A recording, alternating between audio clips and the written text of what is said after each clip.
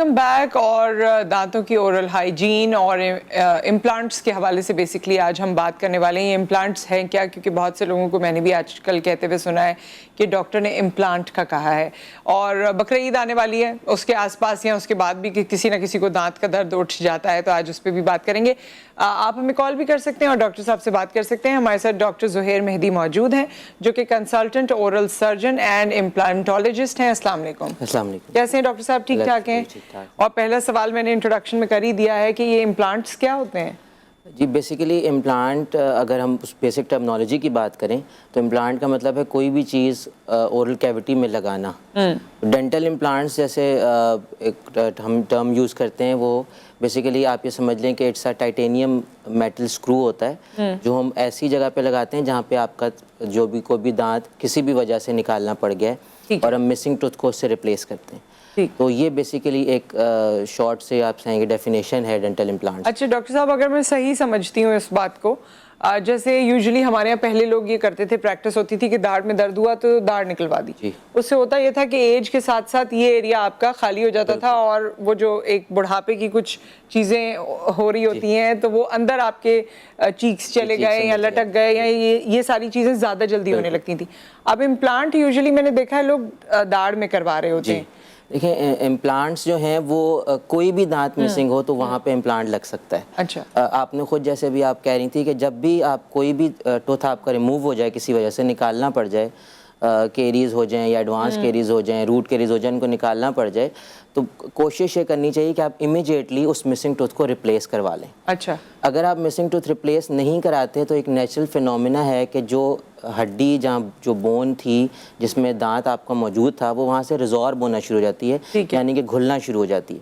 जब बोन रिजॉर्ब होती है तो ज़ाहिर साथ आपके फेशियल एस्थेटिक्स भी चेंज हो जाते हैं और आपके क्योंकि जो बोन है उसने चीक्स को सपोर्ट किया हुआ होता है, जाहिर सी बात है वहाँ पे आपको लगता है कि जी मेरे चीक्स अंदर जा रहे हैं और एक वो फेशियल एक्सप्रेशन आपके पूरे चेंज हो जाते हैं। तो बेसिकली कॉन्सेप्ट ये है कि अगर आपको किसी भी वजह से, बहुत सी रीजंस होती हैं कि एक टूथ है वो सेव नहीं हो सकता और उसको निकालना ही हल है, लेकिन निकालने के बाद उसको कभी भी आपको छोड़ना नहीं चाहिए। अच्छा, ये लेकिन अब ज्यादा इस पे काम किया जा रहा है, क्योंकि मुझे याद है हमारे बड़ों के दौर में तो बस दर्द हुआ जी दाढ़ निकाल दी, ये निकाल दिया, वो दांत निकाल दिया और फिर वो खाली रहती थी जगह। बिल्कुल ऐसे ही है। तो ये इम्प्लांट जो है, ये जब आप जाहिर है कोई चीज आपके मुंह में है और ये जब आप इम्प्लांट वहाँ पोस्ट कर देते हैं तो क्या इससे महसूस होता है कि कोई आर्टिफिशियल चीज़ मेरे मुंह में है? नहीं, बिल्कुल ऐसा नहीं है। जो डेंटल इम्प्लांट है वो बिल्कुल ऐसे ही आपके हड्डी के अंदर, बोन के अंदर होता है जैसे आपकी दांत की रूट्स होती हैं। अच्छा, बोन से बाहर नहीं, गम से बाहर नहीं होता? वो आपको बिल्कुल फील नहीं होता। अच्छा। और गम के बाहर वो सिर्फ आपको आर्टिफिशियल क्राउन होता है, वो आपके दो दांतों के बीच में क्राउन होता है और जो इम्प्लांट इटसेल्फ है वो आपकी हड्डी के और मसूड़े के अंदर होता है, तो आपको बिल्कुल फील नहीं होता है, बिल्कुल नेचुरल टूथ की तरह काम करता है। और ये इम्प्लांट जो है it's something that is very near to a natural tooth. बाकी जितने भी प्रोस्थेटिक ऑप्शंस हैं जो हम दांत यानी कि रिप्लेस करते हैं या हम जिसे हम आम ज़बान में कहते हैं नकली दांत लगाते हैं, वो बिल्कुल उनकी कोई कंपैरिजन नहीं होता। अच्छा, इम्प्लांट जो है वो अगर हम हाई क्वालिटी बिल्कुल इम्प्लांट जो है वो अगर आप लगवाते हैं तो आपको फील नहीं होता कि मेरे मुंह के अंदर कोई ऐसी चीज़ लगी हुई है या कोई आपको कोई पेन हो, ऐसी चीज़ हो, बिल्कुल कोई पेन पोस्ट ऑपरेटिव कोई पेन वगैरह ऐसी चीज़। अच्छा डॉक्टर साहब, बहुत सारे लोग कहेंगे कि भाई होता रहे, अगर चेहरा ऐसा हो रहा है, एस्थेटिक्स में फर्क आ रहा है, अब क्या जरूरत है, बच्चे बड़े हो गए, ये हो गया वो हो गया। तो जिनको एस्थेटिक्स की या अपने अपीयरेंस की फिक्र नहीं है, क्या अगर हम ये इम्प्लांट नहीं लगाते तो आपके बाकी दांतों पे भी असर पड़ सकता है? जी बिल्कुल फ़र्क पड़ता है। देखें, जब भी आप कोई एक टूथ आपको एक्सट्रैक्ट कराना पड़ जाता है, निकलवाना पड़ जाता है, तो ये एक नेचुरल, एक पूरा एक आप समझें कि एक नेचुरल फिनोमिना, एक साइंस है कि हर टूथ दूसरे टूथ के अपोजिंग है।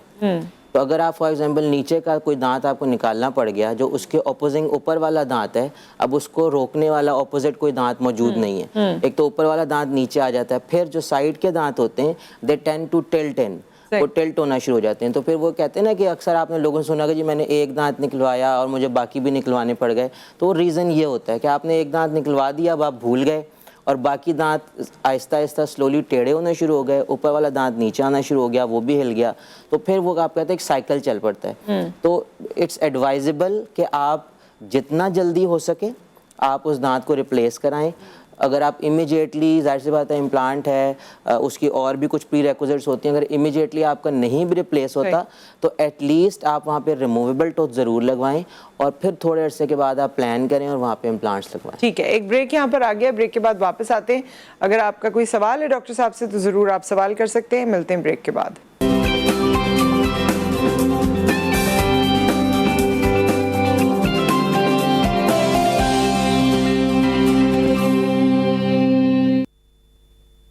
Welcome back. डॉक्टर ज़ुहैर हमारे साथ मौजूद हैं। हम दांतों के हवाले से बात कर रहे हैं। बेसिकली हम इम्प्लांट्स को फोकस कर रहे हैं आज कि इम्प्लांट्स क्यों ज़रूरी हैं और इसके प्रोसीजर से लेकर इसकी कॉस्ट, तमाम ही चीज़ें हमने आपसे डिस्कस की। डॉक्टर साहब हमारे साथ मौजूद हैं। अगर आप कॉल करना चाहें आप कॉल कर सकते हैं और उनसे सवाल कर सकते हैं। और डॉक्टर साहब लेज़र ट्रीटमेंट के बारे में भी बताइए, क्योंकि अब हर चीज़ में लेज़र आ गया है। तो मैंने सुना है कि बाहर तो लेज़र से भी ट्रीटमेंट्स होते हैं और वो पेनलेस प्रोसीजर्स होते हैं। जी बिल्कुल, लेज़र से ट्रीटमेंट होते हैं और ऑलमोस्ट हर किस्म का डेंटल ट्रीटमेंट लेज़र से होता है। पाकिस्तान में अभी निस्बतन लेज़र कम है, बहुत ज़्यादा नहीं है। जनरली भी पाकिस्तान में आपको पता है हर चीज़ थोड़ी सी ज़रा लेट आती है, तो लेज़र्स हो रहे हैं। ऑलमोस्ट सारे ही डेंटल प्रोसीजर्स पेनलेस होते हैं। डेंटल प्रोसीजर्स में पेन नहीं होता क्योंकि लोकल एनेस्थीसिया बहुत अच्छे अब आ गए हैं और अगर आपने अच्छा लोकल एनेस्थीसिया दिया है बस तो वो एक इंजेक्शन का ही पेन होता है। इवन लेज़र ट्रीटमेंट भी अगर होना हो तब भी इंजेक्शन तो लगना ही होता है। अच्छा, तब भी लगता है? जी लगता है। तो पेनलेस वो तभी होता है कि जब इंजेक्शन लगता है तो। अच्छा। और लेज़र से काफ़ी ट्रीटमेंट्स हो रहे हैं, आहिस्ता आहिस्ता लोग करवा भी रहे हैं, लेकिन थोड़ा सा उसका इक्विपमेंट महंगा है और हर जगह अवेलेबल जाहिर सी बात है नहीं होता और हर डेंटिस्ट भी ऑफ कोर्स उसको अफोर्ड नहीं कर सकता और उसके लिए ख़ास ट्रेनिंग की भी ज़रूरत है। तो अगर आप एक ट्रेन डेंटिस्ट हो और उसने लेज़र की ट्रेनिंग की भी हो तो फिर तो वो ट्रीटमेंट कर सकता है। उसके बगैर जाहिर है क्योंकि वो लेज़र की तो लाइट से है तो और वैसे भी नहीं अफोर्ड जो डेंटिस्ट्री अब हो रही है वो स्पेशलिटी बेस्ड डेंटिस्ट्री है। अब सब डेंटिस्ट की अपनी डोमेन्स हैं तो वो अपनी अपनी डोमेन में फिर काम करते हैं। ठीक है। अच्छा डॉक्टर साहब, हम अभी बकरीद ईद आने वाली है, खूब बारबेक्यू होंगे इंशाल्लाह, खैर आफियत रही तो बड़े पकवान बनेंगे, ईद के पहले दिन से शुरू हो जाते हैं। सो इसके बाद दांतों में अक्सर लोगों को बड़ा प्रॉब्लम हो जाता है, तो बकरा ईद पे कोई ख़ास हाइजीन का या दांतों की प्रोटेक्शन का कोई ऐसा फार्मूला या कोई ऐसी बात जो आप लोगों को बताना चाहें? ओरल हाइजीन की जो मेंटेनेंस है उसका एक ही फार्मूला है कि आपने अपने दांत साफ़ रखने। दांत साफ़ रखने के दो बेसिक तरीके हैं, एक तो आप ब्रशिंग करते हैं, दूसरी चीज़ जो हमारे यहाँ जर्नली लोग बिल्कुल नहीं करते वो फ्लॉस है, डेंटल फ्लॉस को यूज़ करना। क्योंकि जो आप ब्रशिंग में पूछेंगे फ्लॉस क्या है? जी बिल्कुल पूछते हैं लोग। धागा है। जी बिल्कुल, फ्लॉस एक धागा है जो आप दांतों के दरमियान में यूज़ करते हैं। आपको पता है, बहुत से लोगों को नहीं पता और लोग तो खैर इवन ब्रशिंग के भी बहुत से हमारे यहाँ प्रॉब्लम्स हैं। ब्रश जो होता है वो कभी भी दो दांतों के दरमियान में नहीं जाता। तो दांतों के दरमियान से खाना निकालने के लिए जो भी फूड इंफेक्शन हो रही है, फूड पार्टिकल्स फंस रहे हैं, उसके लिए आपको फ्लॉस यूज़ करना होता है, जिसके लिए पहले आप टूथपिक का इस्तेमाल करते थे लेकिन वो सही नहीं जी जो रेकमेंडेड नहीं है। फ्लॉस अगर आप नहीं करते तो उसका जो सबसे बड़ा नुकसान है कि जो आपका फूड इंफेक्शन दो दांतों के दरमियान में हो रही है वहीं से फिर वो आपके गम डिजीज़ को स्टार्ट करते हैं और इन्फेक्शन हो जाएंगे। कॉलर हमारे साथ हैं। अस्सलाम वालेकुम। वालेकुम अस्सलाम। हाँ जी, और हमारे साथ डॉक्टर साहब से ये सवाल करना है कि क्या सीनियर सिटीजन इम्प्लांट करा सकते हैं? ठीक है, सीनियर सिटीजन, कुछ और पूछना तो नहीं है ना? नहीं, ठीक है, ऑन एयर हम आपको बताते हैं। Thank you so much for the call. जी देखिए जी, इम्प्लांट कराने की कोई एज नहीं है और सेकेंडली इम्प्लांट्स में कोई भी हम जिसे कहते हैं ना एब्सोल्यूट कॉन्ट्राइंडिकेशन नहीं है कि जी ये है तो बिल्कुल इम्प्लांट नहीं हो सकता। रिलेटिव कॉन्ट्राइंडिकेशन यानी कि अगर कुछ मसाइल हैं तो उसमें हम केयर के साथ कुछ प्रिकॉशंस लेके हम इम्प्लांट्स करते हैं। इम्प्लांट की कोई एज नहीं है, कोई भी आपकी एज हो आप इम्प्लांट्स करा सकते हैं। एक दो चीज़ें हैं कि हमने आपकी हड्डी देखनी होती है कि आपकी हड्डी कितनी मौजूद है, बहुत ज़्यादा रिजॉर्व तो नहीं है, क्या हमें पहले आर्टिफिशियल बोन डालने की ज़रूरत है या हम साथ ही आर्टिफिशियल बोन डालेंगे और इम्प्लांट्स करेंगे। कुछ चीज़ें हैं, अनकंट्रोल डायबिटिक पेशेंट नहीं होना चाहिए, कोई भी ऐसी बीमारी खुदा न खास्ता नहीं होनी चाहिए जो कांस्टेंट थ्रेट हो आपकी लाइफ को, उसमें हम थोड़ा सा अवॉइड करते हैं। वरना कोई ऐसी कोई कॉन्ट्राइंडिकेशन यानी कि ऐसे आप ये कहें कि ममानियत नहीं है इम्प्लांट लगाने की, किसी भी एज में इम्प्लांट हो सकता है, कोई भी इम्प्लांट करा सकता है एडल्ट्स में। और इसमें कोई ये भी नहीं है कि अगर आज, क्योंकि एक आर्टिफिशियल चीज़ जो हमारे जहनों में है, वो अगर हमारे गम में है तो वो लेटर ऑन 10 साल में 15 साल में हमें इफेक्ट करेगी या कोई उसका और रिपरकशंस हो सकते हैं, ऐसा तो नहीं है? देखें जनरली इम्प्लांट्स से रिलेटेड जो प्रॉब्लम्स हैं बहुत रेयरली होती हैं। अगर हम सक्सेस रेट की बात करते हैं इम्प्लांट की, तो 10 इयर्स जो सक्सेस रेट इम्प्लांट का है वो ऑलमोस्ट 98% के करीब है, प्रोवाइडेड के जाहिर से जैसे कि हर प्रोसीजर के बाद, किसी भी सर्जिकल प्रोसीजर के बाद आपको प्रिकॉशंस लेनी पड़ती हैं, वो आपको लेनी होती हैं। आप अच्छी ब्रशिंग करते हैं, आप फ्लॉस यूज़ करते हैं, आप अपने इम्प्लांट के इर्द गिर्द खाना नहीं फंसने देते। लेकिन खाना खा सकते हैं? ऑफ कोर्स खा सकते हैं, वो तो हम इम्प्लांट लगाई इसलिए रहे कि आप बिल्कुल नेचुरल टूथ की तरह खाना खा सकें। ठीक, सो ये चीज़ों का आपने ख्याल रखना है और बकरा ईद पे हाइजीन का ख्याल रखना है और रात को सोते वक्त ब्रश करना है। ज़रूर ब्रश करना है, लाज़मी।